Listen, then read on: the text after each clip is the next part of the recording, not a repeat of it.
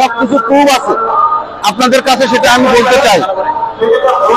তার ঢাকায় দুবাই এবং আরো অনেক জায়গায় তার নানান রকমের ফ্ল্যাট আছে, যেটা সম্পূর্ণ অবৈধভাবে সে দখল করে নিয়েছে।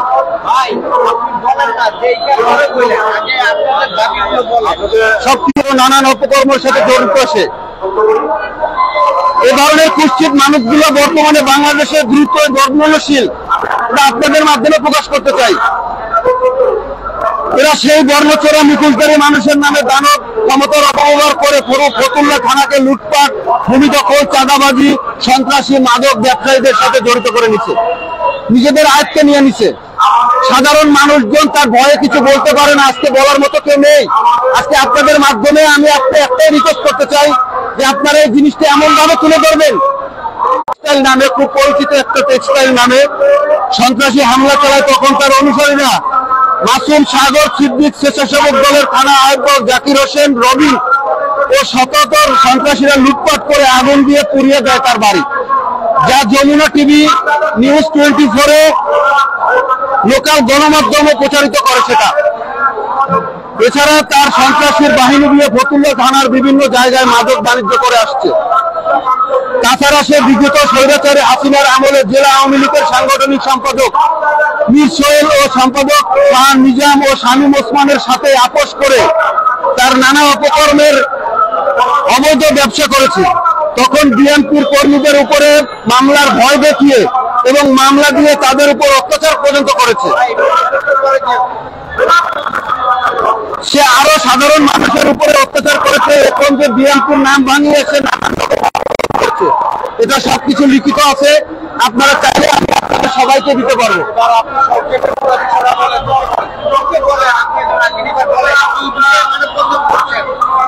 বিষয়টা মানববন্ধন করছি সেটা এতক্ষণ আপনাদের কথা আমি আমার মতো করে আমি লিখিত পড়ে শোনালাম। এখন আর যেটা বিষয় আপনারা জানতে চাচ্ছেন সেটা হচ্ছে এখানে যে ব্যানারের ছবিগুলো দেখতে পাচ্ছেন, হচ্ছে তার কিছু অপকর্মের ভিডিও ফুটেজ তো আছে, যেটা আপনারা চাইলে অনলাইনে দেখতে পারবেন। আমি মোহাম্মদ রিয়াজউদ্দিন চৌধুরী, যে নারায়ণগঞ্জ ফতুল্লা থানা বিএনপির সাংগঠনিক সম্পাদক।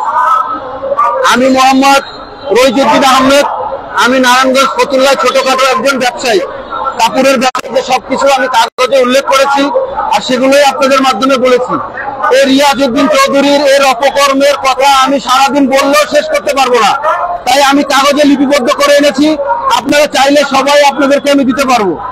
আশা করি আমি এতক্ষণ যে পড়ে শোনালাম, আপনারা যদি চান আমি আবারও পড়ে শোনাতে পারি। এরকম হাজারো মানুষ আছে ভাই, এখানে অনেক দিন মজুরি আছে নারায়ণগঞ্জ ফতুল্লার, তাদের দিন মজুরির টাকা নিয়েও তারা ঠিক মতো বাড়িতে আসতে পারে না। তারা দিন মজুরির কাজ করে টাকা পয়সা নিয়ে বাড়িতে আসতে পারে না, তাদের লোকজন দিয়ে সে টাকা পয়সা পর্যন্ত লুটপাট করে নিয়ে যায়। ঠিক আছে,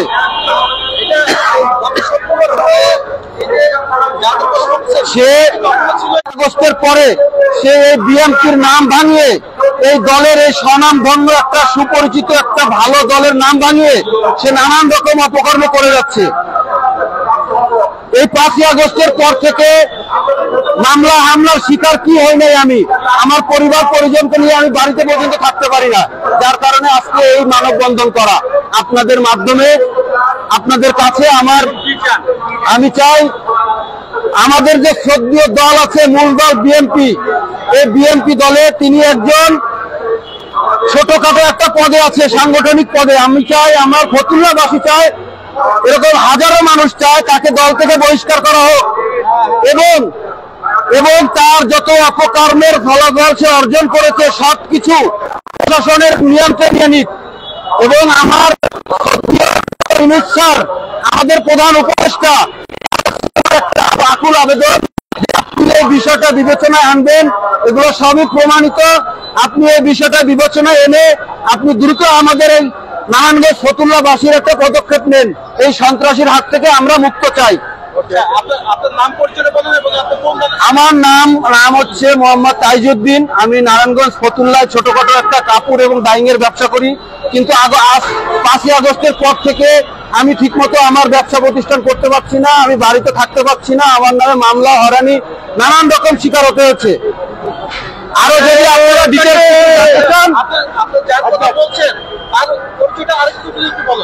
তার পরিচয় হচ্ছে ফতুল্লা থানা বিএনপির সাংগঠনিক সম্পাদক রিয়াদ মোহাম্মদ চৌধুরী। জি, রিয়াদ মোহাম্মদ চৌধুরী বা রিয়াদ চৌধুরী বললেই তাকে সবাই চিনে আর কি। কিন্তু আরেকটা কথা আছে, তার অপকর্ম এতটাই খারাপ যে সাধারণ মানুষজন তার ভয়ে কিছু বলতে পর্যন্ত পারে না। আজকে আমাদেরও জানেন নিরাপত্তা নেই, তাই আপনাদের মাধ্যমে এই কথাগুলো বলার জন্য আজকে এখানে জড়ো হয়েছি।